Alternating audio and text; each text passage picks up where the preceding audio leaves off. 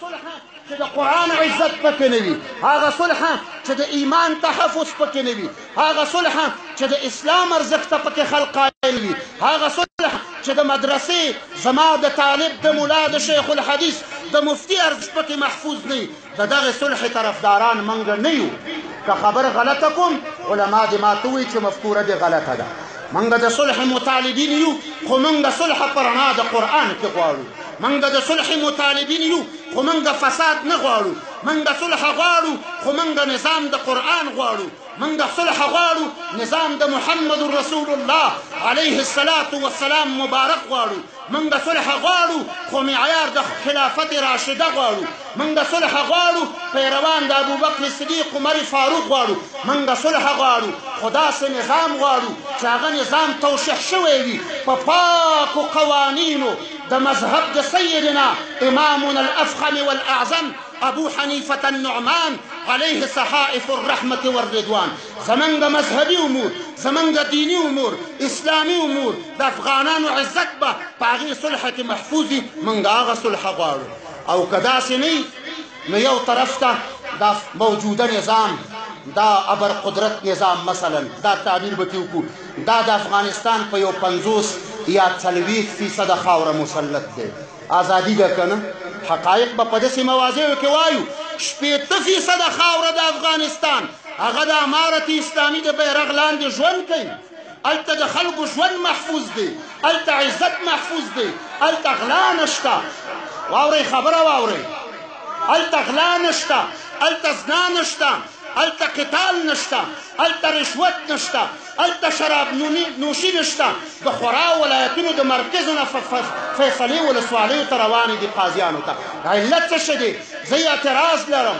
نظام کې فساد دی، نظام کې استبداد دی، نظام کې ظلم دی، نظام کې ستم دی، ټول غیر اهل راجمع شوي دي. دا دې کې اهلیت نشته.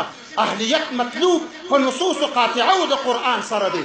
هغه څوک چې قرآن اهل معرفي کوي زه د هغې پسې ودرېږم.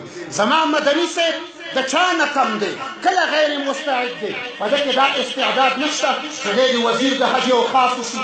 په ده کې دا استعداد نشته چې دې وطن کې یو وزارت په نامه د امر بالمعروف نهی عن المنکر چې روح د اسلام دی، په قرآن کې حیثیت د روح لري، امر بالمعروف او نهی عن المنکر، دا د دې وزیر وګرځي، وزارت دې ایجاد شي. موږ ته د دې مطالبې حق نشته.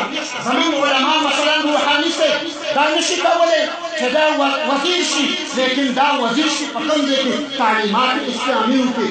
زموږ وزیر په معارفو کې هغه یو عالم وي، یو محدث وي، یو شیخ وي. موږ د دې تقاضا نشو کولی. دا زموږ مسلم حق دی.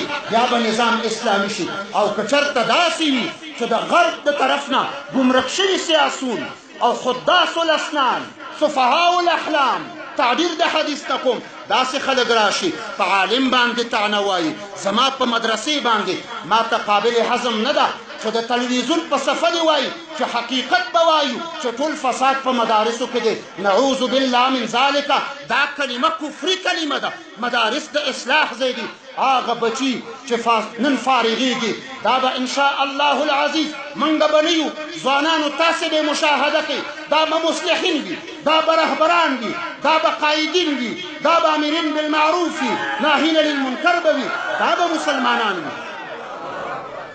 مسلمه پاڅه کافران ووژنه، مسلمه پاڅه کافران ووژنه، دغه د پاک دین دښمنان ووژنه چې مشالونه د اسلام مړه کوي، چې مشالونه د اسلام مړه کوي. دغه کفري ظالم طوفان ووژنه، دغه کفري ظالم طوفان ووژنه.